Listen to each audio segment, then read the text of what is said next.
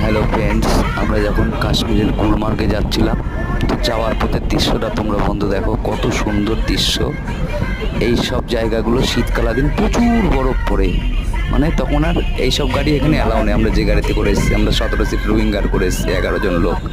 কিন্তু তখন ওই দেখো 4x4 চাকায় চেন লাগিয়ে আসতে হয় গাড়ি নিয়ে, আসলে যেমন এদিকে শুধু বরফ, এদিকে ওই আর এই টাইমটা গরমকালে আসলে পরে শীতকালীন ফুল আর জানুয়ারি ফুল ফেব্রুয়ারি চারিদিকে। মার্চেও পাহাড়ি থাকে রাস্তাগুলো অল্প দেখো, অল্প। দৃশ্যটা দেখো, জানুয়ারি কত সুন্দর। ফেব্রুয়ারি ডিসেম্বর এইসব মাসগুলোতে প্রচুর বরফ থাকে এদিকে।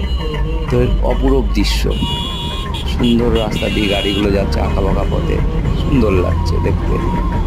গুলমার্গে যেতে গেলে তোমরাও এরকম রাস্তার সামনে দিয়ে যেতে হবে।